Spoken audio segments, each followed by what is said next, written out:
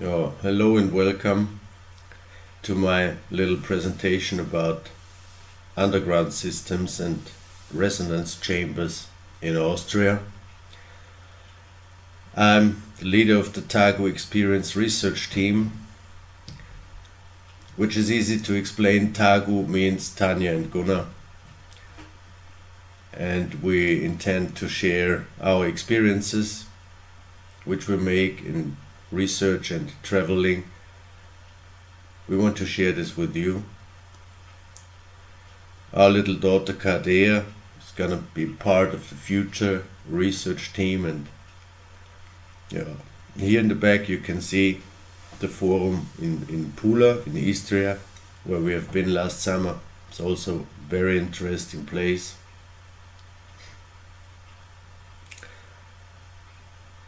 A little bit about myself. I'm working as a carpenter as my main job. I learned cook and waiter, and I'm also a musician since many years and interested in healing frequencies. I made an education for native research or homeland research here in Austria, and also an education for spirit nature guide, where I have a nice colleague sitting here today with me. This is a little bit more about nature, communication with nature,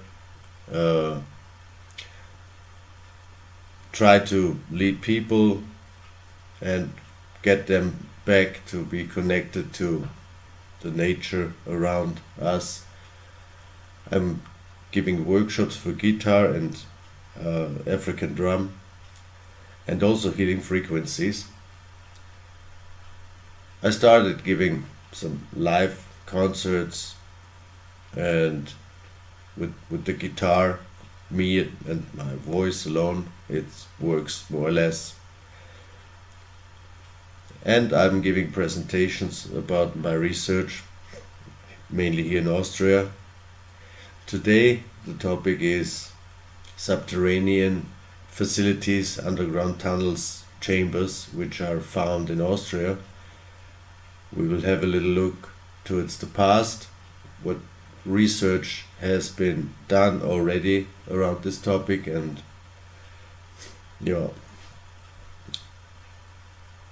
this is my final thesis of the training course for my homeland research here in the Academy of Folk Culture in Austria.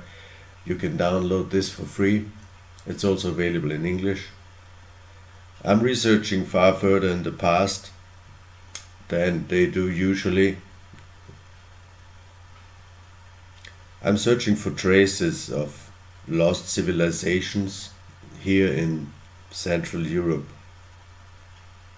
We know that there are ancient civilizations known all over the world. You can take any kind of country: China, Japan, South America, North America, Sumerian, Babylonian, Egyptian. It just seems that we don't have anything like this here in Austria or in center of Europe, but I don't think so. And also this research about underground facilities in Austria is part of this story and not yet documented. I will show some books here which are only available in German about artificial caves from ancient times, from a priest, an Austrian priest, Pater Lambert Kahner, who did underground research for around 25 years, mainly in Lower Austria and few spots even here in my area. He documented this, he measured these things, and he was actually crawling inside of these tunnels, which are partially very narrow. My intention also is to regain knowledge or stories from local people about lost underground tunnel systems, even from the past generations. They still knew about some of these things, and today the interest grows again. It's called Erdställe in Austria, where there's no equivalent word in English. I just use the term subterranean tunnel systems or chambers. And this is from an old book from 1982, where there's a list of some of these underground facilities documented in my area. And I'm not mainly a cave researcher, but I'm interested in almost everything that could be connected to ancient cultures in Austria and in my area. There is a researcher named Josef Weichenberger who did this underground research for more than 45 years now. I actually invited him to this presentation, but due to weather circumstances he couldn't come this evening. I will show some things from his work during my presentation. This is a map here from my area. This map is from 1826, so where parts of my homeland still belong to Bavaria. We are on the borderline to Bavaria, and in the north bordering to the Czech Republic. So if you are researching these things without being a cave researcher, you are actually called amateur from official side. But meanwhile there are so many people who are curious and doing their own investigations. Everyone has some kind of technical device to take pictures. We have these social platforms where we share things with each other, and unbelievable things has been documented also from our cameraman here, Roman, where you can have a look on his website or on his YouTube channel Steinriesen, where he shows many of his findings about things also today would be stone quarries, but in our opinion it's sometimes made to take away the traces of old civilizations, to take away remnants of megalithic buildings. Another point will be the question how these things were made, were built. We've seen a lot already. Yeah, from my point of view as a cook, also Roman is a cook, we're like alchemists, the last alchemists on this planet. Here I'm explaining a little bit the guidelines, what this kind of underground facilities are and what we know about past research. We don't actually have any documents, any written documents from medieval times or something which would explain anything about the building, but the time dating itself, the dating of these old structures, is gonna come a little later because we can't prove.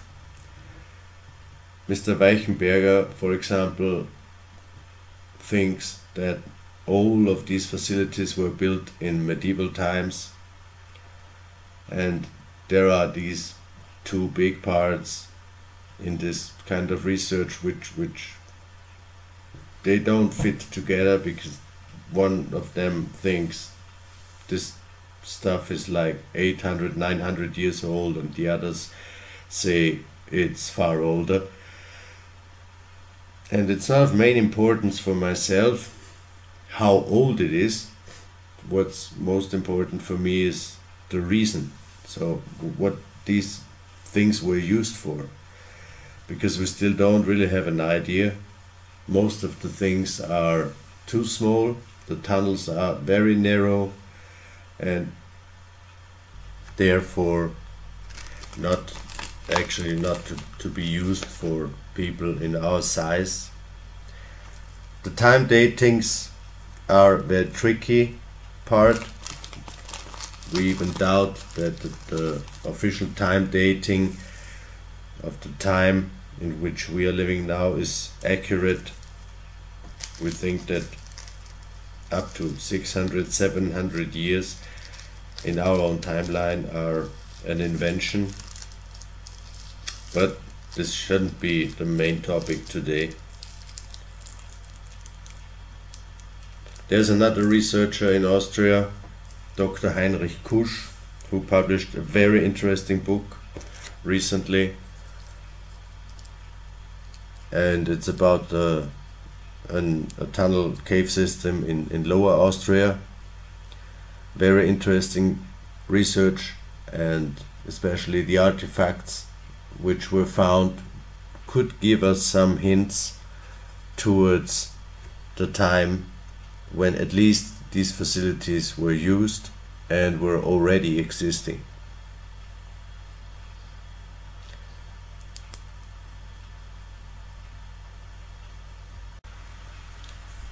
The figurines and artifacts they found in these cave systems are connected to the Danube culture or Vinča culture when you go to Bulgaria to the east. I will show a few pictures of these artifacts later. And also there we don't have an idea for some parts of these tunnel systems how they were built.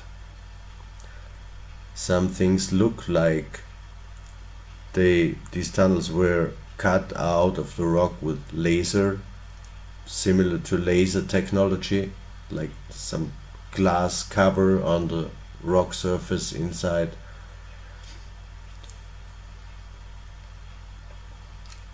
Another topic would be this story about the underworld, and what's also very interesting here that Mr. Kusch found documents about other creatures, not human creatures, more like reptilian creatures living underground. In some parts our research fits together with the research of Klaus Donner. I can highly recommend to have a look into his work. You will find that he's talking about giants also in some parts, and with these facilities here in Austria we also have to think about far smaller creatures, because you can't even dig tunnels with a width of, let's say, 40 centimeters. You can't actually move, and you have to move backwards and up. We don't actually know how it's possible to dig these holes. So we actually think that there were other creatures doing these things. We just can't prove it yet. Here's a little explanation, especially for the research itself, that you can put it in a frame, the different sorts of underground facilities we have with tunnels and chambers, horizontal connective holes and vertical shafts. There are lots of plan drawings which you will see a little bit later. Very interesting plan drawings. And there is one special form of these underground facilities, and this is the resonance chamber, which you have seen one in the beginning of the video, where I can do my research here in Austria. And we found another one in Lower Austria, but actually it's not part of this cave and tunnel systems these people are usually researching here.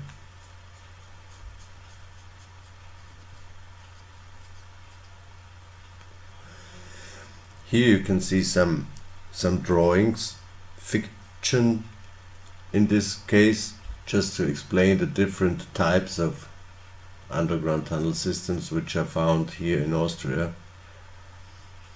But we won't stay here for long, because we have many actual plan drawings and sketches from these underground facilities, and I'm not gonna read everything what's written there also for the public in my presentation, because you can get this work from Mr. Weichenberger and his colleagues on PDF for free download. It's 94 pages of really interesting stuff around this, but again only available in German. We don't find so much new things actually around these facilities and around the structures. So like when they were made and for what, we have nothing which would be like a written document or anything telling us anything about how they were built or even the use of these systems. Yeah, sometimes I say this is just my impression from a cook point of view. Some of these facilities you find below old farmhouses in Austria. Most, they are unknown to the people who are actually living in these houses. Just when they build something new, they do some repair work on their houses, then it might happen that they find access to one of these underground systems. And this somehow is how it looks like on these pictures when you open the walls in your cellar rooms to gain access to these areas. Many people here are not so interested in our past and this historical research, so some of these facilities are found and almost at the same time closed up again.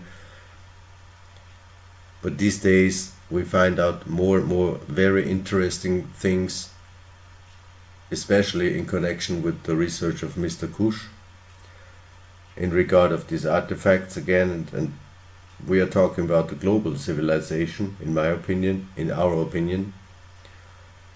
Yeah, this is how it looks like in my area, this cave I'm researching.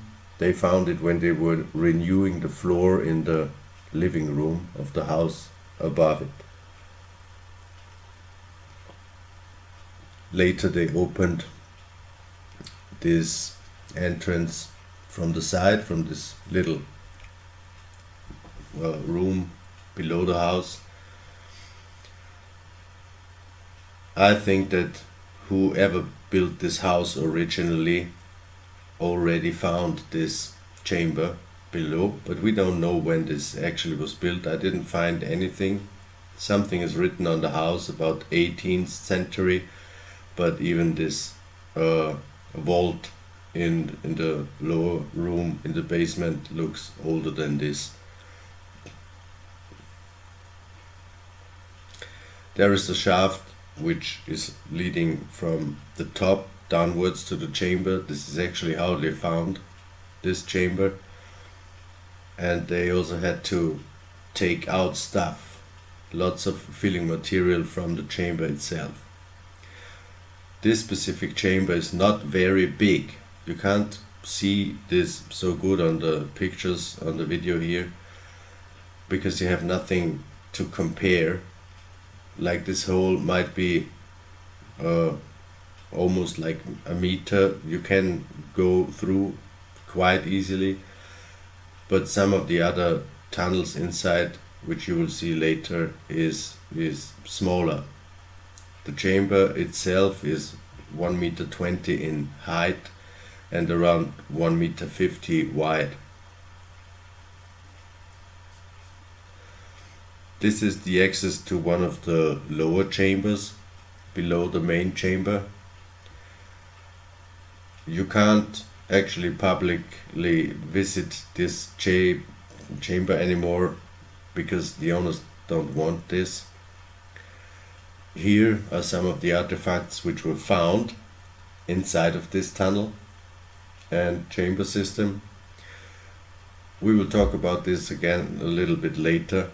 These are things from the Neolithic period, stone axes, hand axes. So it could be another hint towards the age of this chamber and tunnel system. But it was discovered 1988, and before this time officially no one actually knew that this structure exists.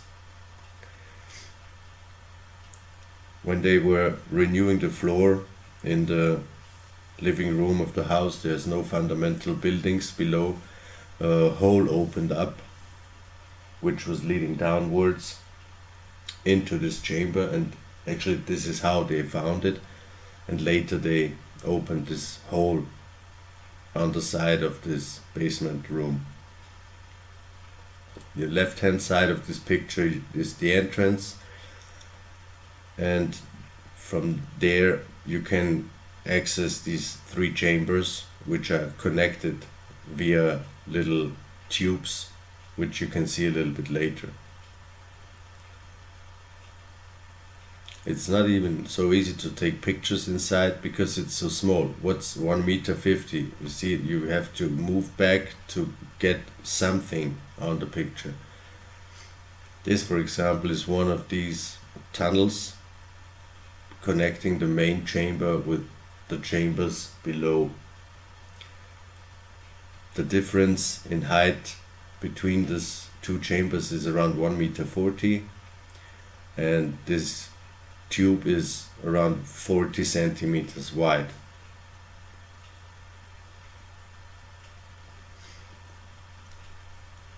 Also from this part we have plan drawings from Mr. Reichenberger, and these wires you can see were installed in the 90s because there were more people interested in coming to visit this cave.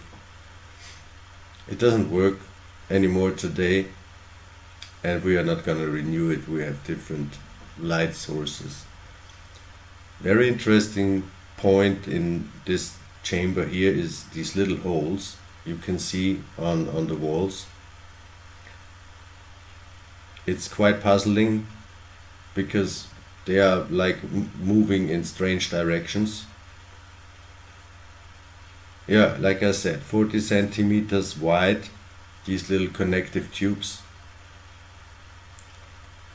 It's some sort of granite, but it's actually pretty soft, because when stone is closer to the surface it tends to get soft after a while. Also in this case here. And yeah, here I say I actually don't know how old this chamber, the system really is. It looks quite old, it looks very old to me, and it was abandoned for a long time. We don't know. We will again find some hints later when this possibly was closed up, since we know that up to the 16th century we had some kind of contact, even trading with these people from underground.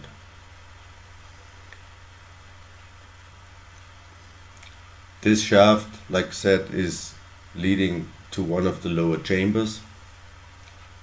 There's one main chamber with some niches around, and left and right side are these tubes connecting the downward chambers with the main chamber. This is in one of these lower chambers, and on the back side you can even see another one of these interesting holes. There will be a little bit more close-up pictures about these holes later. Some of them seem to start in the main chamber and connect the lower chambers.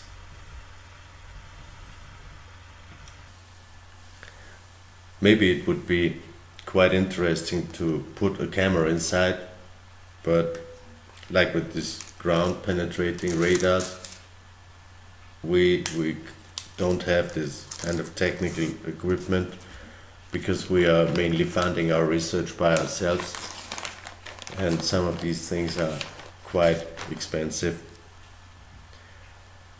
And yet we don't know, even in the past, whether this was medieval times or even further in the past, we have no idea how it is possible to build these holes. If you would drill them or something like this, they should be straight.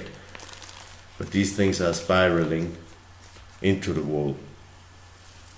This is one of the niches leading into this tube, which is connecting the main chamber with the lower chambers. I actually think that this underground system once had two of these main chambers, where one was destroyed when they were building the house above it.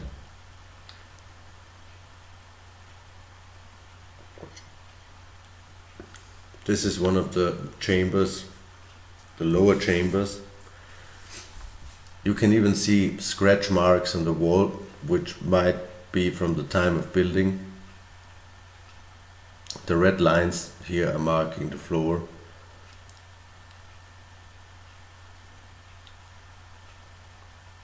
And again, on the back you can see these tiny little holes.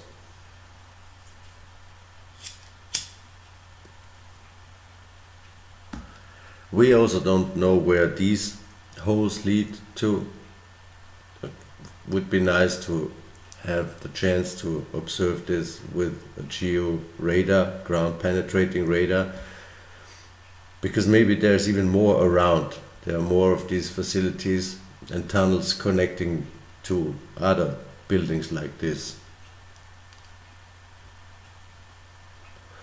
Geo radar would be really practical tool for this, but again, since we are funding our research by ourselves, we can't afford things like this.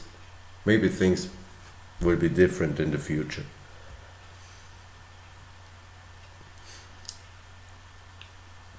There is this question now from the audience about carvings on the wall, like petroglyphs or anything like this. We didn't really find something inside of this system, like most of these other facilities in Austria don't show any carvings on the inside. But a friend of mine, Richard Gabriel, is working with filters on pictures we take, and he can make things visible which you can't see with your bare eye.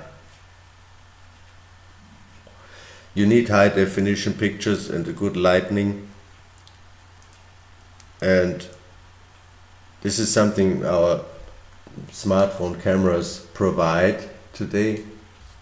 They have these processors for Bluetooth and WLAN, wireless LAN inside, so which makes influence to the quality of picture you can take with them.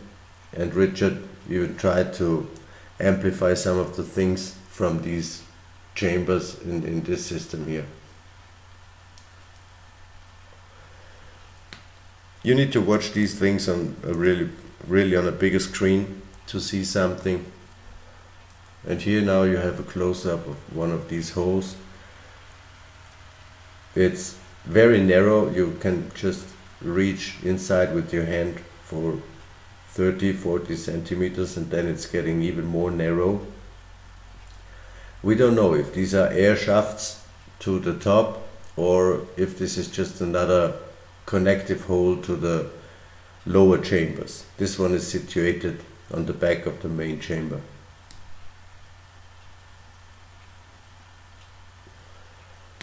Outside you can see scratch marks, but when you have a closer look to the inside, you don't even see scratch marks on the walls of these little holes.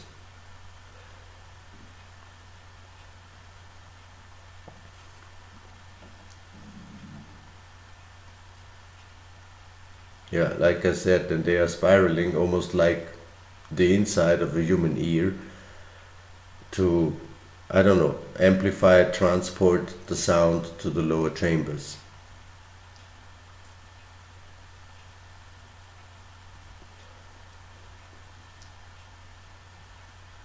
here I'm explaining this, that you can see scratch marks on the walls of the chambers.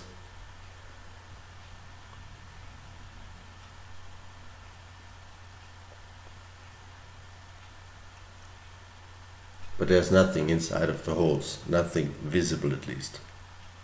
It's a little bit mysterious. Like Joseph said in our first contact, he can't do anything with this freaky dowsing people and old mystics, you know. And somehow it's right, because when you practice dowsing, you have to be aware of your expectation. It might influence the result.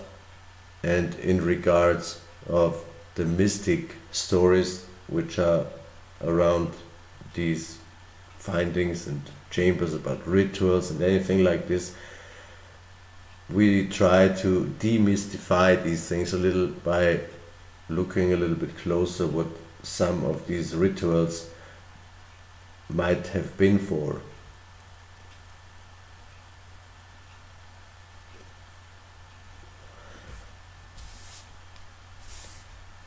Because sometimes people are happy with these explanations. Oh, it's so mystical, oh, it's so wonderful. We are not. This is when you leave the chamber again to the outside. Here you can see there would be 2 more tunnels leading away from the structure. And we find these things many times in other facilities. These tunnels sometimes are closed with dry walls. Sometimes they have been opened and the tunnel leads further, sometimes into another system, and sometimes this tunnel just ends up after a few meters. And we have this proof in documents that the church ordered that these things have to be closed. This, for example, is an abbey in Lower Austria where it took them 9 years to fill up all the tunnel systems below this abbey. They were filled up with stones first and then flooded with really muddy water several times. So you can't enter any of these tunnels anymore. They were working for 9 years with arguments like there are demons inside and we have to protect ourselves from them. Here you can see some of these old documents published in the book of Mr. Kusch. It's written in an old writing form which we used here in Germany and Austria. You can see the dating 1580.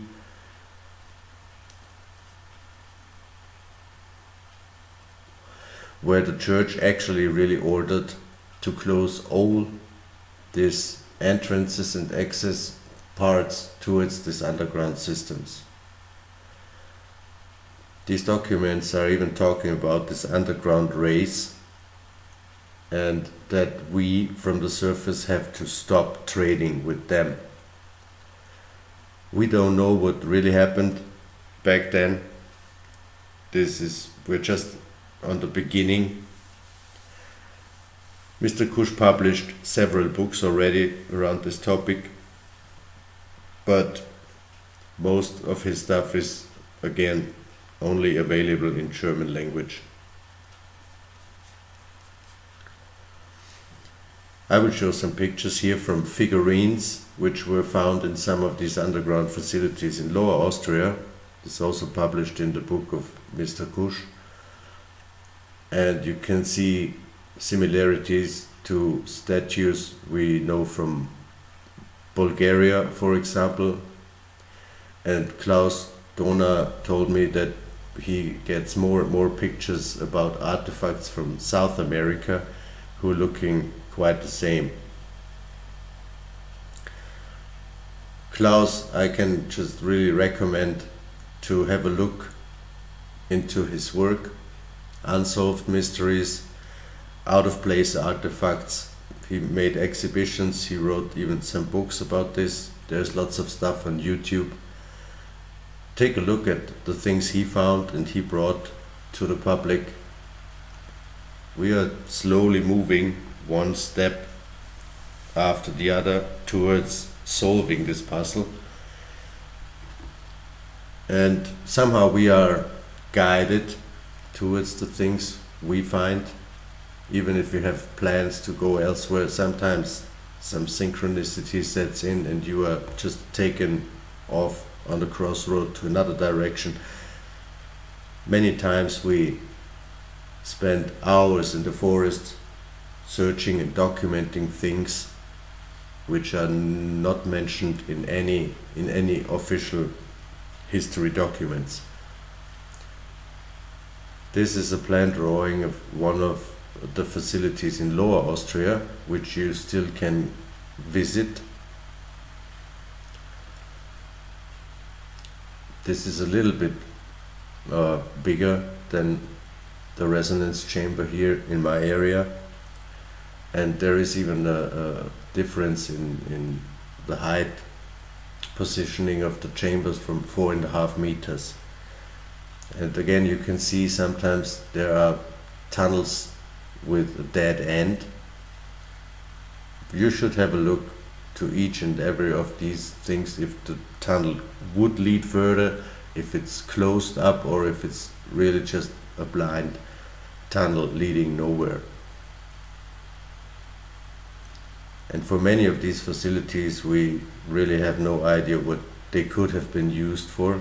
This one here, for example, is big, so you can move inside. You could use it as a shelter or hiding place or anything like this, but this explanation doesn't fit to all of the structures we find here in Austria, and we won't find one single explanation what these systems were built for. This is just another one. I think you can also visit this.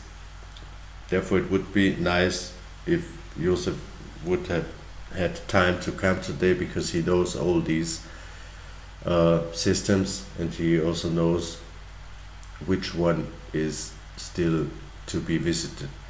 We have around 25 facilities left in Austria, in Upper Austria, which you can visit. Here I'm just showing several pictures around these underground chambers. Some of them are situated below houses, some others were found on plain field, sometimes even in the forests where there is no habitation today, no settlements in modern times. So again, very interesting.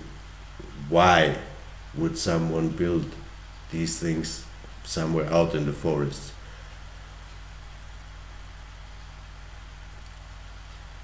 Most of these drawings are also from Mr. Weichenberger, and they are nice, pretty accurate, and you get a very clear picture of how these facilities look like. It's just, again, incredible to imagine how you dig these things, you know, tunnels connecting to chambers, tunnels connecting to tunnels, through small tubes again, which you can't actually penetrate because they are too narrow, leading deep into the ground, sometimes several meters in length, until you might reach another chamber or another tube leading upwards, downwards, to the left. This guy here is this priest, Mr. Lambert Kahner. He was like pioneering this research here in Austria, and he published his book already 1903. He was doing this research for almost 25 years, visiting up to 300 of these facilities and measuring, documenting, and really drawing nice plans, which you will see a little later. And he was visiting all these things without having the technical equipment which we would have today, like headlamps or anything for the lighting. He had to use candles, and move through some of these very narrow passages to explore. It's not meant for everyone, I think, to go inside. I'm very thankful still that he did this really incredible, great work back then, because most of the facilities he documented are also not to be visited anymore today.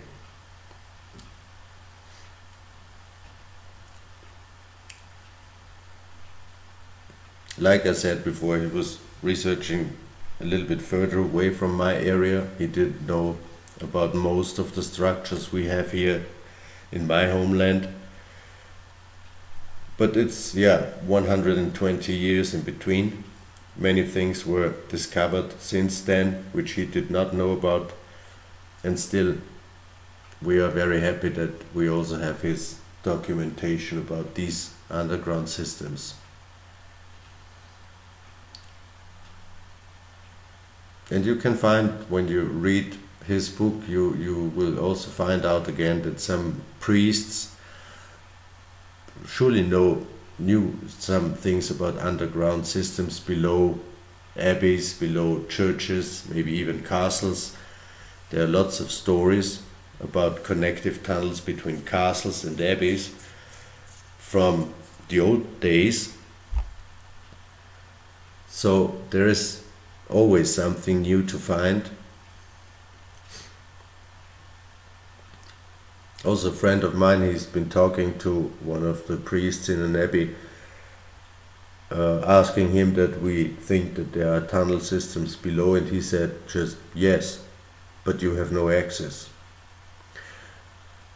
They are taking care of these things since many centuries, but we don't know if they just take care of the facilities, if there is still a contact to the creatures who were or are living underground there. We don't know. We don't know what creatures these are. Some people talk about reptilians, shapeshifters, anything like this. We don't know these things. I never met any of these creatures whenever I was searching on the inside of any of these facilities.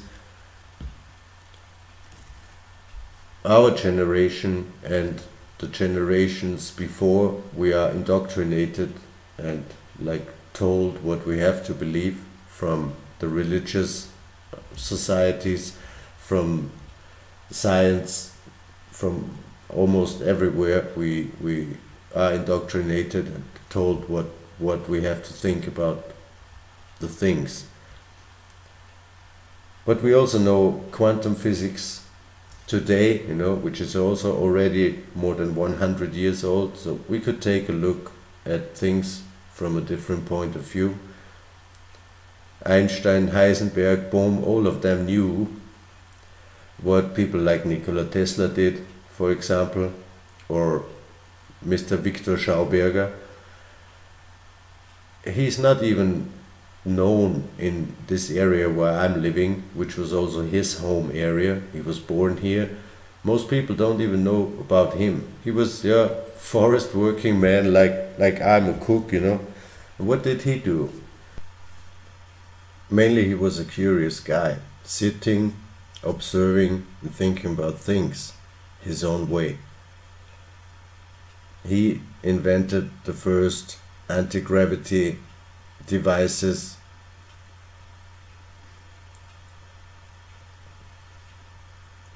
And you can buy books from him and about him and his work to get an impression what this guy was really thinking about.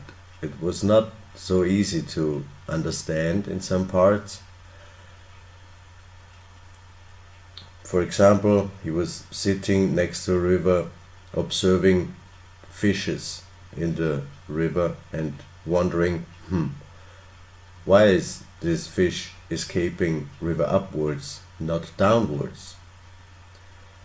And he found out that fish escapes river upwards because he can do this faster. And this is how he found out about the squirrels of water and he drew plans and sketches.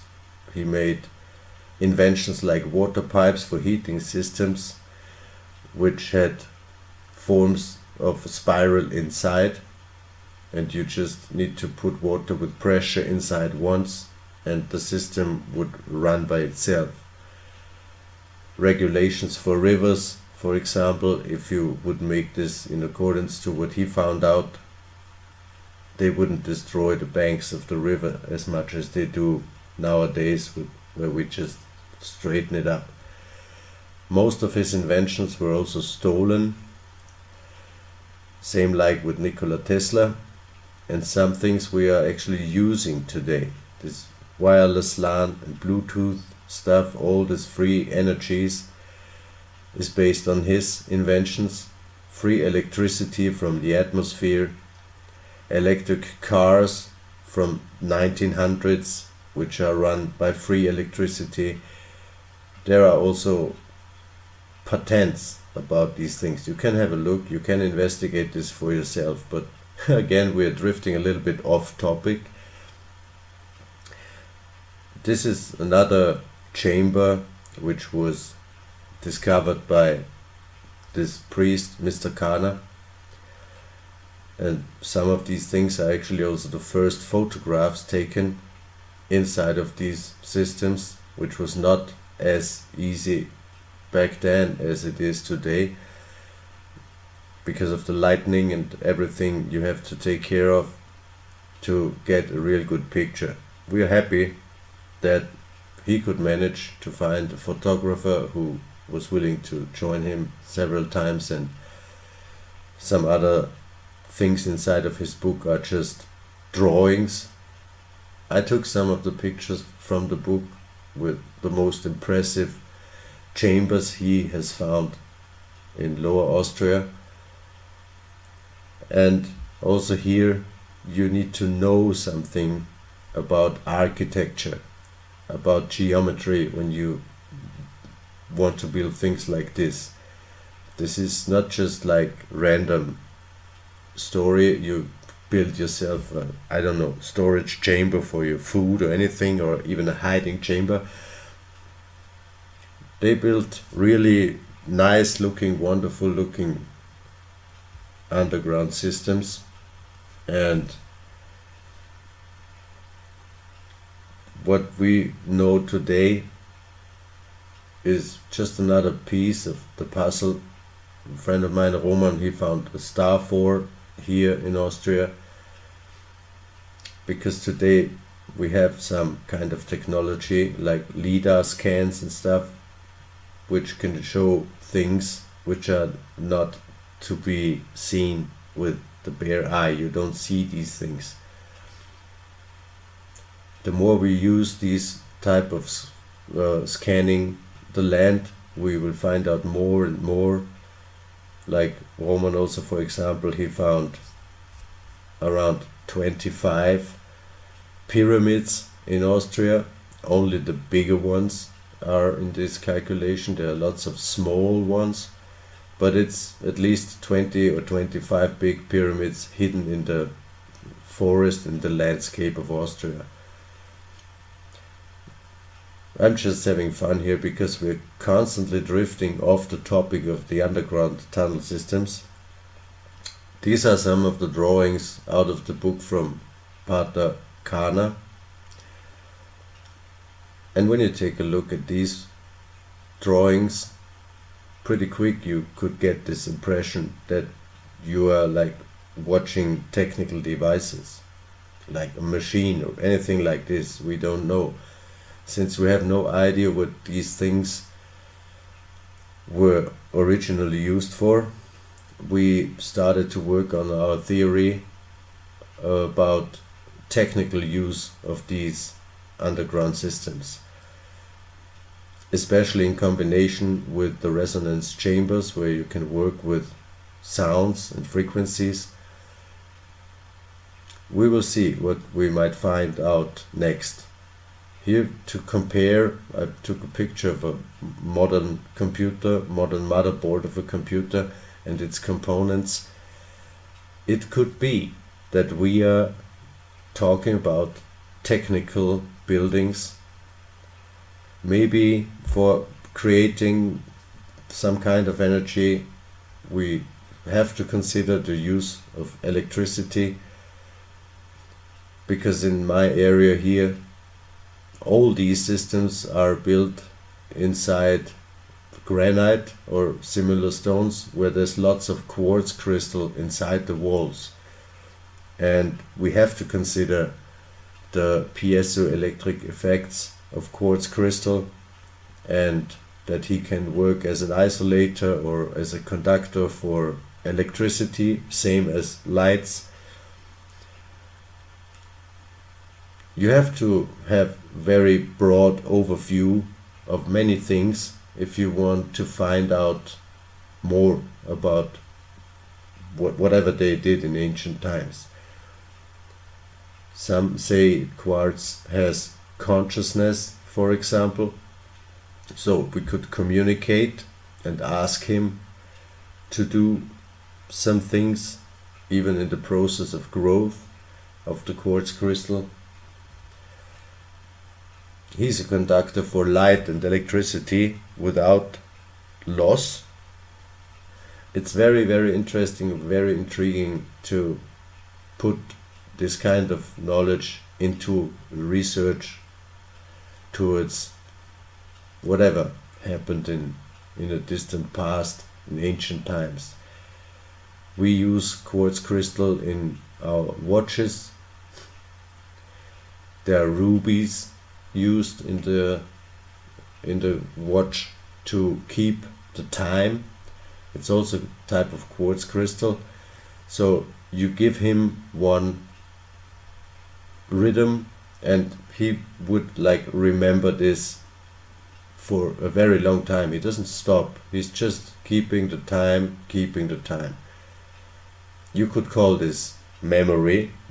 Okay, works different than our human memory, but these are things you could use quartz for. Also inside of the tunnel and chamber walls of these subterranean structures, there's lots of quartz crystal. This picture here is for comparison. The upper three parts are like from Austria. The lower two were found in France. So even in the layout you have similarities between these different countries actually. We still don't know how old any of these things are, when they were built, but due to the similarity of the structures they could have been built almost around the same time frame, in the same timeline. Our modern research connects these things to the times when some landscapes were inhabited, but this I don't share this opinion, because these structures really look far older than any other buildings from, let's say, 800–900 years ago.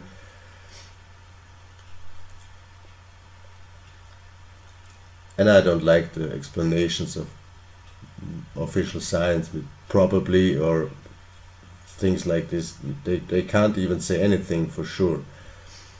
A little bit more details about the drawings from Lambert Kahner, and at least to me it really looks like technical devices.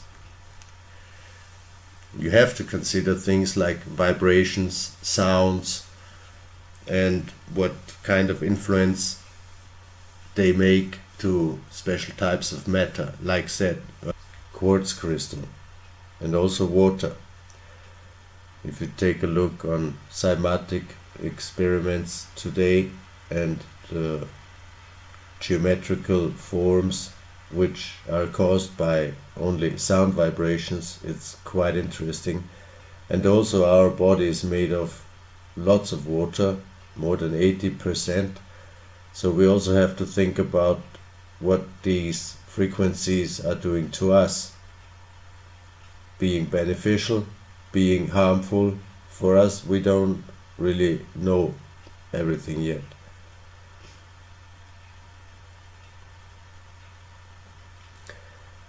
So now we will have a look onto some artifacts which were found in these underground tunnel systems. They are very, very rare. We don't find many of them, almost nothing. Only in some of these buildings we found pottery and sometimes carving on stones which are placed inside.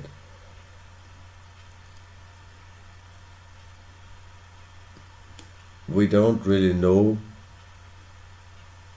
when one of these structures were built, whether this was in medieval times or even older, because we have no written documentation, no explanation when and how these things would have been built even in medieval times, and this says a lot.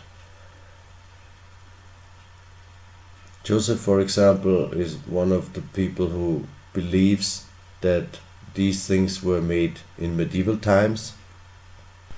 There was some radiocarbon dating on some of the wooden artifacts they found.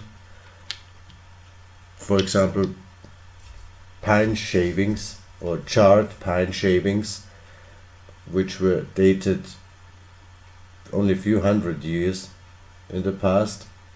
And it's not about blaming these people that these datings are not right. On the other side we have the datings from Mr. Kusch leading up to maybe 50-60,000 years, but all of the artifacts found inside only tell us about a possible use, a time of using these facilities. It doesn't say anything at all about when these structures have been built.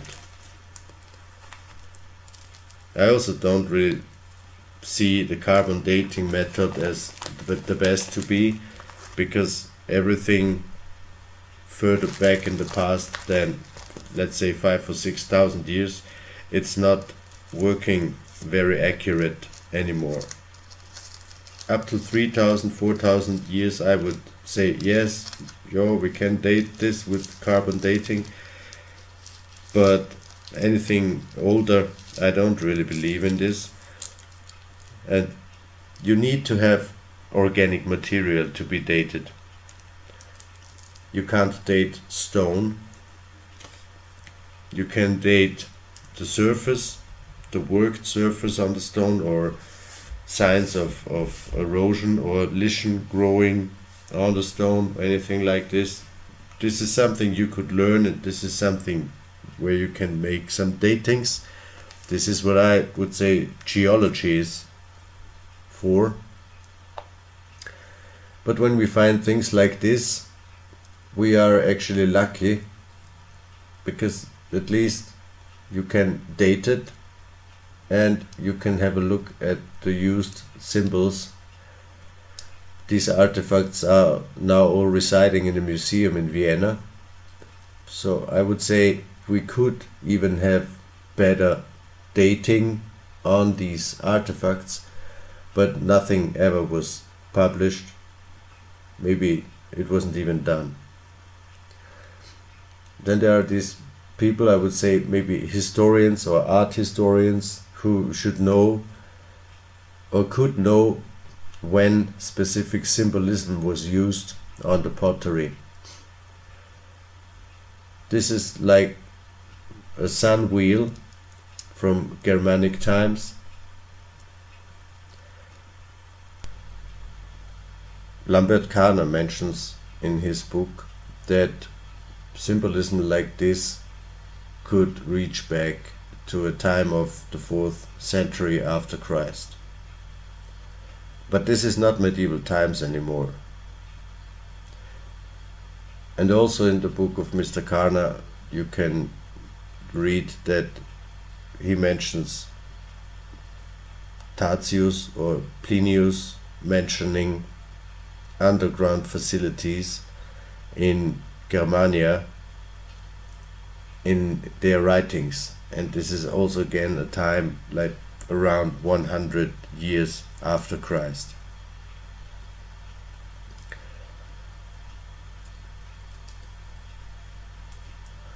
Another interesting point for my home area is him mentioning another part of a writing from Plinius, where he's talking about Germanic tribes back then, and that they were building underground facilities for the production of linen.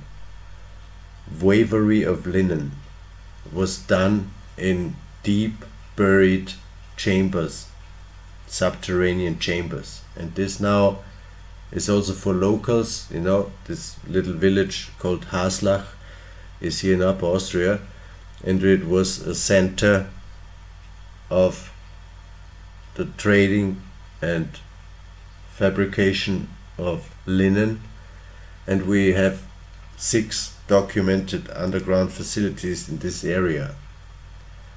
So this would be hints towards the use of some of these chambers even 2000 years ago.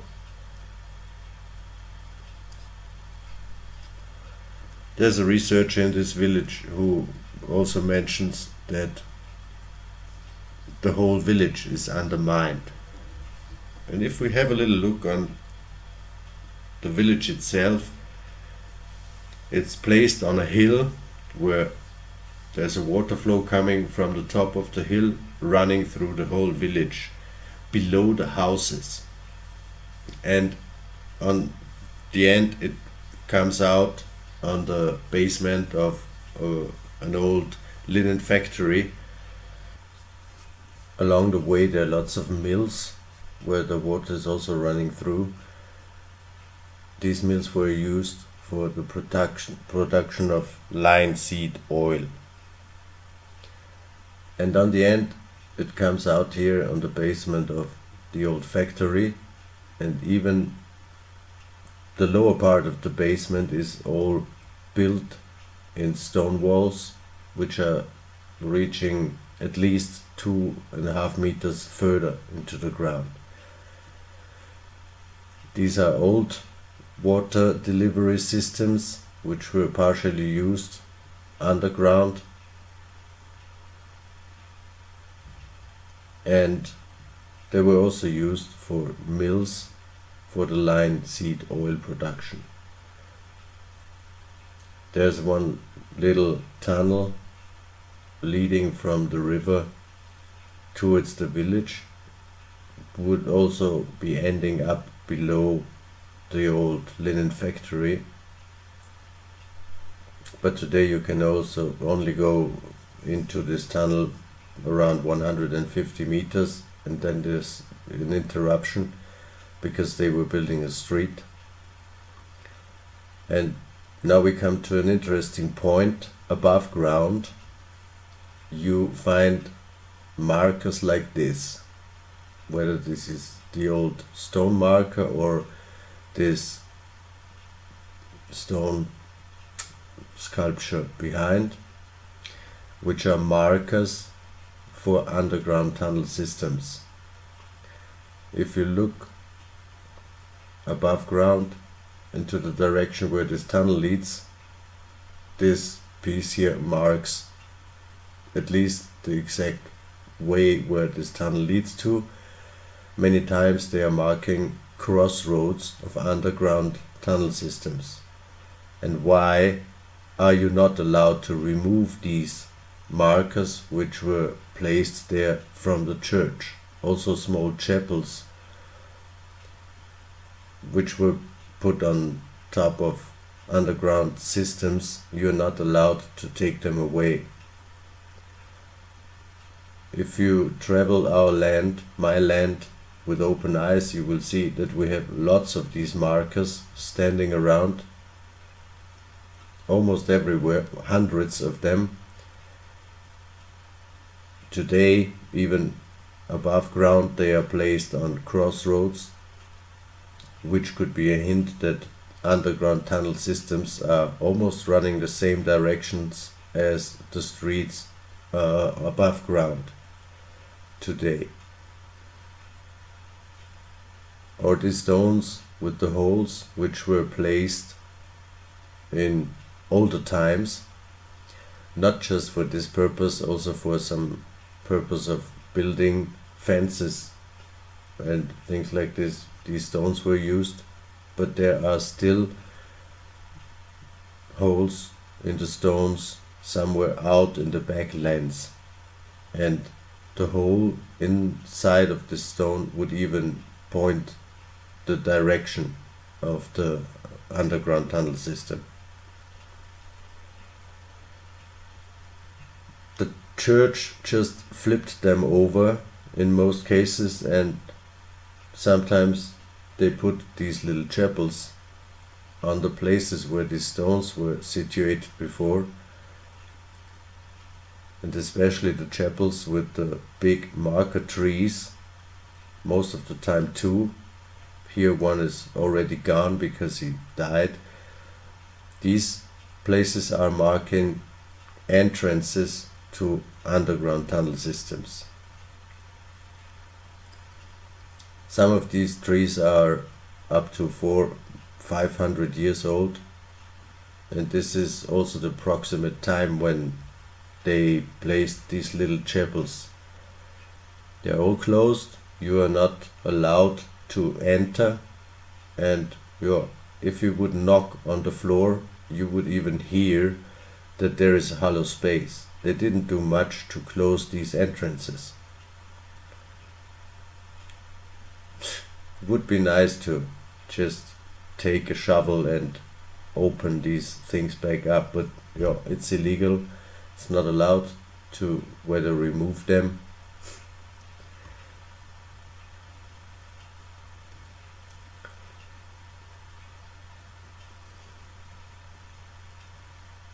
This was funny because there is this Saint Holy Corona on this marker, and sometimes we make faces like this.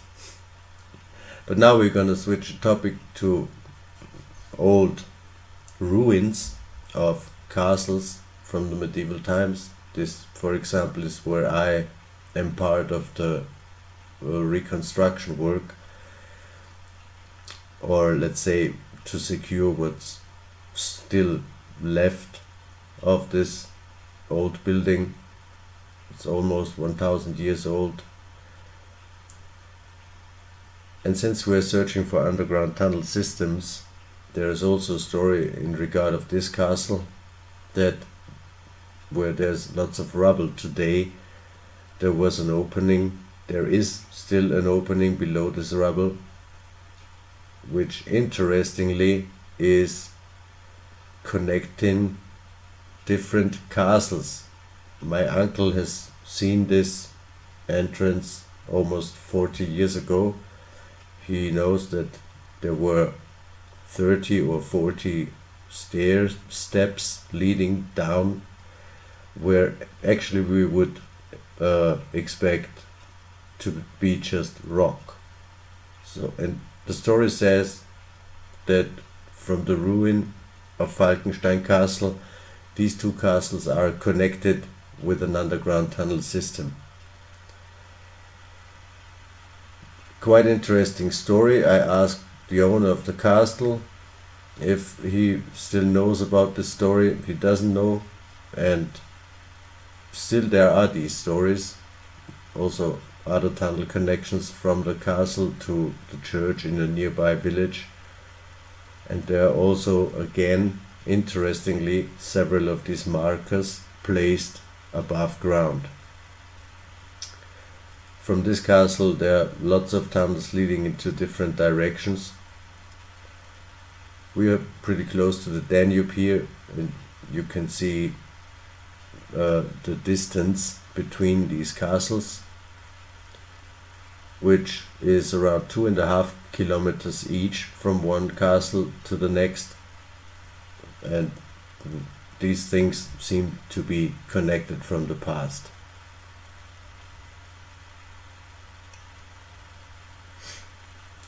I'm walking a lot in this area and researching.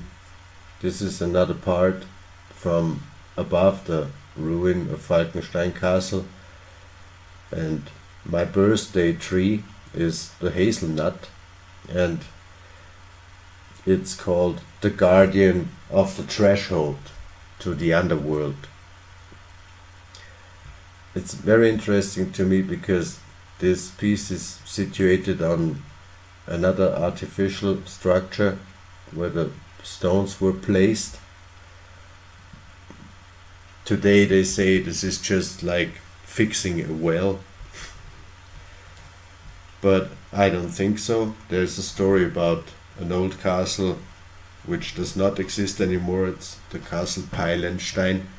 You can see some remaining parts of the castle walls, not much anymore, but this was situated next to the castle where I'm working on, and more we find hints towards the Knights Templars in our area. And if you take a look at this kind of research, you can learn how the buildings looked like, which were made from the Templars. This again is in this village from before in Haslach. It's an old Templar church, and there are these commanderies the Templars built close to their castles or sometimes around their castles. And I think that this remaining part of an old castle on top of Castle Falkenstein is something like this, or was something like this. I know I can't discuss this with archaeologists, for example, because they say, no, this is not a scientific approach, but yeah, I don't care. This is what is placed below this hazelnut tree, which is an incredible plant. I don't have an idea how old this tree itself is. It has to be there since many years. I would even say a few hundred years. Maybe there would be a chance one day to dig it up and have a look. Behind the hazelnut you can see stone plates being placed. It's not just for fixing this source of water. And there's a reason why the hazelnut is called the guardian of the threshold to the underworld. Slowly now we are coming to the end of my presentation, and we will touch another topic. We touched it already a little before, the story of the Knights Templars. There is an old part of the abbey in my area, Eigenschlegel, where they found this room 1988 during reconstruction works in the church. This room was discovered. Up to this moment it seems no one knew that this room exists, and for me this is very interesting because the existence of the Templars is widely denied here in Austria. But we know that between the 13th and 16th century the Templars were here. We don't know exactly since when this little room is closed, but now you can go and visit it again. You can see the symbolism, and I've got a good friend from America, Dr. Kathleen N. Ball. She found proof that the Templars were also in South America, and since we are in connection, we are also spreading the research she does towards Austria, and we will see what else we find out, and I'm happy about this. what happens here in my homeland, whether this is below old abbeys or anywhere else in the underground. Here are a few more pictures about this abbey. You can see that there were reconstruction works several times. New doors were made through the walls. The floor was placed new, higher than the original. There are many interesting catacombs and things, stories about tunnel systems and more chambers, tunnel systems connecting to other abbeys further away from here. It's quite interesting research, and we will continue to do so because we want to find answers when these structures were built, who built them, and mainly what these structures were used for. The last little step we're gonna take today is having a little look at the research conducted in the Czech Republic, which is not far away from here. They found very similar things in the Czech Republic, and interesting that some researchers date these structures in the Czech Republic partially back to the Neolithic period. This is quite interesting for myself because you've seen these artifacts in the beginning. These hand axes from the Neolithic period were found inside of the resonance chamber I'm researching here in Austria.